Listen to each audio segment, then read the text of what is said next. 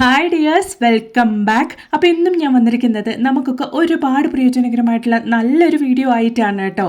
ശരവണ ഭവൻ ഹോട്ടലിലെ നല്ല പഞ്ഞി ഇഡലിയുടെ രഹസ്യവും അതുപോലെ തന്നെ നല്ല ക്രീമി ടെക്സ്ചറിലുള്ള ഒരു അടിപൊളി കിടിലൻ ചട്നിയുടെ സീക്രട്ടുമായിട്ടാണ് കേട്ടോ. അപ്പോൾ എല്ലാവരും വീഡിയോ ഒന്ന് ഫുള്ളായിട്ട് സ്കിപ്പ് ചെയ്യാണ്ട് കണ്ടെങ്കിൽ മാത്രമേ ഉള്ളൂ നമ്മൾ ഇതൊക്കെ എങ്ങനെയാണ് ചെയ്യുന്നത് എന്നുള്ളത് നിങ്ങൾക്ക് മനസ്സിലാകുള്ളൂ. അതുപോലെ തന്നെ വീഡിയോ കാണുന്ന പുതിയ കൂട്ടുകാർ ആരെങ്കിലും ഉണ്ടെങ്കിൽ ചാനലും കൂടെ ഒന്ന് സബ്സ്ക്രൈബ് ചെയ്യുക, അടുത്തുള്ള ബെല്ലൈക്കണും കൂടെ ഒന്ന് എനേബിൾ ചെയ്ത് കൊടുക്കുക കേട്ടോ. അപ്പോൾ ഞാനിടുന്ന വീഡിയോസിൻ്റെ നോട്ടിഫിക്കേഷൻസ് ഒക്കെ നിങ്ങൾക്ക് ലഭിക്കുന്നതാണ്. അപ്പോൾ ഇനി നമുക്ക് സമയം കളയാണ്ട് നേരെ വീഡിയോയിലേക്ക് പോവാം. അപ്പോൾ അതിന് വേണ്ടിയിട്ട് ഞാനിവിടെ 6:1 എന്നൊരു റേഷ്യോയിലാണ് അരി അളന്നെടുക്കുന്നത് കേട്ടോ. അതായത് 5 ബൗൾ അളവിലേക്ക് പച്ചരി, ഈ ഒരു ബൗളിലാണ് ഞാൻ അളന്നെടുത്തിരിക്കുന്നത്. ഈ ഒരു ബൗളിൽ 5 ബൗൾ അളവിലേക്ക് ഞാൻ പച്ചരി എടുത്തിട്ടുണ്ട്. ഈ ഒരു പച്ചരി നമുക്ക് നന്നായിട്ടൊന്ന് കഴുകിയെടുക്കണം. അതിന് ശേഷമാണ് നമ്മൾ കുതിർക്കാൻ വേണ്ടി വെക്കുന്നത്. അപ്പോൾ പച്ചരി നന്നായിട്ടൊന്ന് കഴുകിയെടുത്തിട്ടുണ്ട്. ഇനി ഞാൻ കുതിർക്കാൻ വേണ്ടിയിട്ടുള്ള വെള്ളം ഒഴിച്ചു കൊടുത്തിട്ടുണ്ട്. അപ്പോൾ നമുക്ക് ഈ ഒരു കുതിർന്ന വെള്ളത്തിൽ തന്നെ നമ്മുടെ പച്ചരി അരയ്ക്കാൻ വേണ്ടിയിട്ട് സാധിക്കും. അതിന് വേണ്ടിയിട്ടാണ്.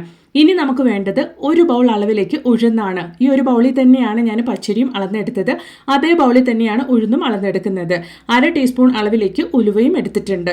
നന്നായിട്ട് നമ്മുടെ ഉഴുന്നും ഉലുവയും കഴുകിയെടുത്തതിന് ശേഷം നമുക്ക് അതും കുതിർക്കാനുള്ള വെള്ളം ഒഴിച്ചു കൊടുക്കാം. ഈ ഒരു ഉഴുന്ന് മാത്രം നമ്മൾ കുതിർക്കാൻ വേണ്ടി വെക്കുന്നത് ഫ്രിഡ്ജിലേക്കാണ്.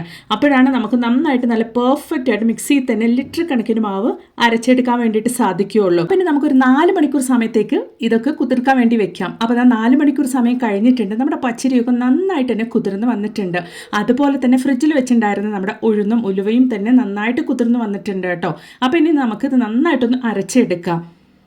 അപ്പോൾ നമ്മുടെ ബാറ്റർ റെഡിയാക്കാൻ വേണ്ടിയിട്ട് ആദ്യമായിട്ട് നമ്മൾ കുതിർക്കാൻ വേണ്ടി വെച്ചിരുന്ന ഉഴുന്നും ഉലുവയും നന്നായിട്ടൊന്ന് അരച്ചെടുക്കാം. നിങ്ങൾ ഇതൊക്കെ സ്കിപ്പ് ചെയ്യാണ്ട് കണ്ടെങ്കിൽ മാത്രമുള്ള നിങ്ങൾക്കും പെർഫെക്റ്റ് ആയിട്ട് ഇതുപോലെ ഉണ്ടാക്കിയെടുക്കാൻ വേണ്ടിയിട്ട് സാധിക്കുകയുള്ളൂ കേട്ടോ. ഉഴുന്ന് നമ്മൾ അരച്ചെടുക്കുന്ന സമയത്ത് മിക്സിയുടെ ജാറ് ചൂടാവാണ്ടിരിക്കാൻ വേണ്ടിയിട്ടാണ് നമ്മൾ ഉഴുന്ന് ഫ്രിഡ്ജിൽ സോക്ക് ചെയ്യാൻ വേണ്ടി വെച്ചിട്ടുണ്ടായിരുന്നത്. നല്ല മഷി പോലെ വേണം കേട്ടോ നമ്മൾ ഉഴുന്ന് അരച്ചെടുക്കാൻ വേണ്ടിയിട്ട്. അപ്പോഴാണ് നമ്മുടെ മാവ് നല്ല പെർഫെക്റ്റ് ആയിട്ട് നമുക്ക് പൊന്തി കിട്ടുള്ളൂ. അപ്പോൾ നോക്കിയാൽ നമ്മുടെ ഉഴുന്ന് നല്ല രീതിയിൽ ഞാൻ അരച്ചെടുത്തിട്ടുണ്ട്. വെറും 1 കപ്പ് ഉഴുന്ന് നല്ല രീതിയിൽ അരച്ചത് ഇതുപോലെ വേണ്ടിട്ട് നിങ്ങൾ റെഡിയാക്കാൻ വേണ്ടിയിട്ട്. അപ്പം ഇനി അതുപോലെ തന്നെ ഉഴുന്നരച്ച അതേ ജാറിൽ തന്നെ നമ്മൾ കുതിർക്കാൻ വേണ്ടി വെച്ചിട്ടുണ്ടായിരുന്ന പച്ചരി കൂടെ നമുക്ക് കുറച്ചായിട്ട് ഇതുപോലെ ഇട്ട് അരച്ചെടുക്കാം. പച്ചരി അരയ്ക്കുമ്പോൾ നമ്മൾ കുതിർക്കാൻ വേണ്ടി വെച്ചിരുന്ന അതേ വെള്ളം തന്നെ യൂസ് ചെയ്ത് നമുക്ക് അരച്ചെടുക്കാവുന്നതാണ് കേട്ടോ. അപ്പോൾ പച്ചരി നമുക്ക് നന്നായിട്ട് അരച്ചെടുക്കാം.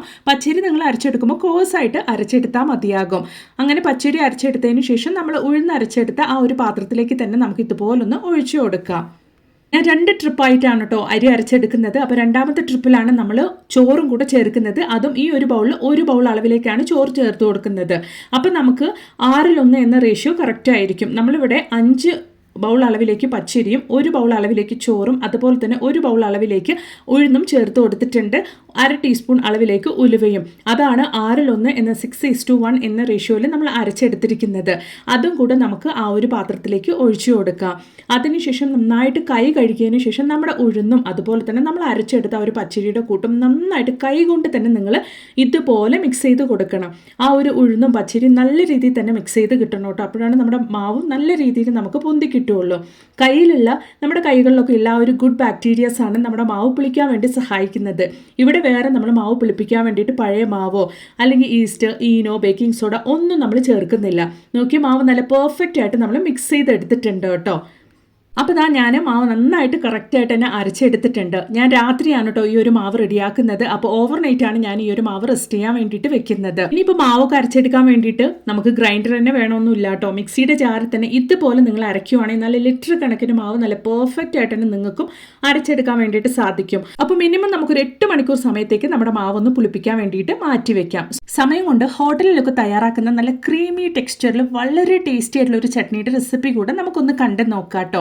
അപ്പോൾ അതിന് വേണ്ടിയിട്ട് 1 ടേബിൾ സ്പൂൺ അളവിലേക്ക് വെളിച്ചെണ്ണയാണ് ഞാൻ ഒഴിച്ചു കൊടുത്തിരിക്കുന്നത്. അതിനുശേഷം നമുക്ക് എണ്ണ ചൂടായതിനു ശേഷം മീഡിയം സൈസ് സവോള ഇതുപോലൊന്ന് കട്ട് ചെയ്ത് എണ്ണയിലേക്ക് ഇട്ട് കൊടുക്കാം.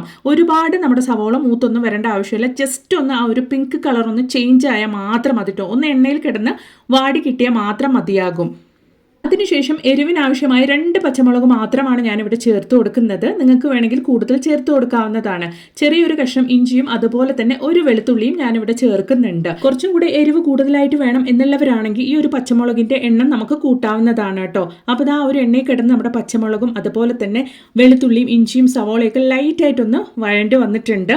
ഈ ഒരു സമയത്ത് നമുക്ക് ഒരു 2 ടേബിൾ സ്പൂൺ അളവിലേക്ക് പൊട്ടുകടലയാണ് ഞാൻ ചേർത്ത് കൊടുക്കുന്നത്. അതും കൂടെ നമുക്കൊന്ന് നന്നായിട്ട് ഇതുപോലെ ഒന്നിട്ട് വഴറ്റിയെടുക്കണം. പൊട്ടുകടല ചെറുതായിട്ടൊന്ന് വഴണ്ടി വന്നതിന് ശേഷം നമുക്ക് ഇതുപോലെ ഒരു കൈപ്പിടി അളവിലേക്ക് മല്ലിയില നന്നായിട്ട് കഴുകിയതിന് ശേഷം അതിലേക്ക് ഇട്ട് കൊടുക്കാം. ഇപ്പം നിങ്ങൾക്ക് കണ്ടാൽ മനസ്സിലാവും ആ ഒരു സവാളയുടെ കളർ എങ്ങനെയാണ് മാറിയിരിക്കുന്നത് എന്നുള്ളത്. ഒരു ലൈറ്റ് പിങ്ക് കളർ ആയിട്ടുണ്ട്. ഈ ഒരു സ്റ്റേജിൽ നമുക്ക് ഫ്ലെയിം ഓഫ് ചെയ്യാവുന്നതാണ് കേട്ടോ. ഒന്ന് മീഡിയം ആയിട്ട് ആറിയതിന് ശേഷം നമ്മൾ വഴറ്റിയെടുത്ത ആ ഒരു കൂട്ട് നമുക്ക് ഇതുപോലെ മിക്സിയുടെ ജാറിലേക്ക് ഇട്ട് കൊടുക്കാം. അതിൻ്റെ കൂട്ടത്തിൽ നല്ലൊരു ക്രീമി ടേസ്റ്റിന് വേണ്ടിയിട്ട് ഇതുപോലെ നമുക്കൊരു 3 കാഷ്യൂനട്ടും കൂടെ ചേർത്ത് കൊടുക്കാം. അതുപോലെ തന്നെ 2 ടേബിൾ സ്പൂൺ അളവിലേക്ക് തേങ്ങ ചേർത്ത് കൊടുക്കാം. അതായത് നിങ്ങൾ ചിരവിയിട്ടാണ് ചേർത്ത് കൊടുക്കുന്നതെങ്കിൽ കറക്റ്റ് ആയിരിക്കും നിങ്ങൾ 2 ടേബിൾ സ്പൂൺ അളവിൽ എടുക്കുമ്പോൾ. ഞാനിവിടെ ഇതുപോലെ കട്ട് ചെയ്തിട്ടാണ് ചേർത്ത് കൊടുത്തിരിക്കുന്നത്. ആദ്യമേ വെള്ളമില്ലാണ്ട് നന്നായിട്ടൊന്ന് അടിച്ചെടുക്കുക. അതിനുശേഷം ആവശ്യത്തിന് കുറച്ച് വെള്ളം ഒഴിച്ചിട്ട് ഇതുപോലെ നിങ്ങളൊന്ന് അരച്ചെടുക്കുക കേട്ടോ. ഹോട്ടലിലൊക്കെ തയ്യാറാക്കുന്ന നല്ല ക്രീമി ടേസ്റ്റുള്ള അടിപൊളി ചട്നിയാണ് കേട്ടോ. എത്ര ഇഡ്ഡലിയും ദോശയും കഴിച്ചാലും മതിയാവില്ല, അത്ര നല്ല ടേസ്റ്റ് ആയിരുന്നു ഈ ഒരു ചട്നിക്ക്. വീട്ടിൽ ഒരുപാട് ഗസ്റ്റൊക്കെ വരുന്ന സമയത്ത് ഈ ഒരു രീതിയിലാണ് നിങ്ങൾ ചട്നി തയ്യാറാക്കുന്നതെങ്കിൽ ഇതുപോലെ കുറച്ച് വെള്ളമൊക്കെ നീട്ടിയിട്ട് നിങ്ങൾക്ക് തയ്യാറാക്കാവുന്നതാണ്. അതിൻ്റെ ടേസ്റ്റിലൊന്നും ഒരു വ്യത്യാസവും വരില്ല. കുറച്ച് ഇൻഗ്രീഡിയൻറ്റോട് നല്ല തിക്കായിട്ടുള്ള ചമ്മന്തി അല്ലെങ്കിൽ ചട്നി ഇതുപോലെ നിങ്ങൾക്ക് റെഡിയാക്കാൻ വേണ്ടിയിട്ട് സാധിക്കും കേട്ടോ. നിങ്ങൾക്ക് കണ്ടാൽ തന്നെ മനസ്സിലാവും നല്ല ടേസ്റ്റി ആയിട്ടുള്ള വെള്ളച്ചമ്മന്തി അല്ലെങ്കിൽ വെള്ള ചട്നി ഇവിടെ റെഡി ആയിട്ടുണ്ട്. അപ്പോൾ ഇതിലേക്ക് ഒരു ചെറിയ താളിപ്പും കൂടെ നമുക്കൊന്ന് കണ്ടു നോക്കാം. അപ്പോൾ ഇത് അടുപ്പിലേക്ക് അതിന് വേണ്ടിയിട്ട് ഞാൻ പാൻ വെച്ച് കൊടുത്തിട്ടുണ്ട്. അതിലേക്ക് ഞാൻ 1 ടീസ്പൂൺ അളവിലേക്ക് വെളിച്ചെണ്ണ ഒഴിച്ചു കൊടുത്തിട്ട് കുറച്ച് കടുക് ഞാൻ എണ്ണ ചൂടായ ഇട്ട് കൊടുക്കുന്നുണ്ട്. കുറച്ച് ഉഴുന്ന പരിപ്പും കൂടെ അതിലുണ്ട് കേട്ടോ. അതിൻ്റെ കൂട്ടത്തിൽ ഞാൻ കുറച്ച് കറിവേപ്പിലയും കൂടെ ഇട്ട് കൊടുത്തിട്ടുണ്ട്. അത്ര തന്നെ നമ്മുടെ താളിപ്പ് ഇവിടെ റെഡി ആയിട്ടുണ്ട്. ഇനി നമ്മുടെ ചട്നിയുടെ മേലേക്ക് നമുക്ക് ഇതുപോലെ ഒന്ന് ഒഴിച്ചു കൊടുക്കാം. നല്ല ടേസ്റ്റി ആയിട്ടുള്ള ശരവണ ഭവനിലൊക്കെ തയ്യാറാക്കുന്ന കിഡിലൻ ചട്നിയാണ് കേട്ടോ. ഉറപ്പായിട്ട് നിങ്ങളും ഇതുപോലൊന്ന് തയ്യാറാക്കി നോക്കുക. ഇഡ്ഡലിയുടെയും ദോശയുടെയും കൂടെ കഴിക്കാൻ വേറെ കറികളുടെ ആവശ്യമൊന്നുമില്ല കേട്ടോ. ഈ ഒരു ചട്നി മാത്രം മതി, പാത്രം കാലിയാവുന്ന തറയില്ല, അത്ര നല്ല ടേസ്റ്റ് ആയിരുന്നു. ഉറപ്പായിട്ട് നിങ്ങളും തയ്യാറാക്കി നോക്കുക.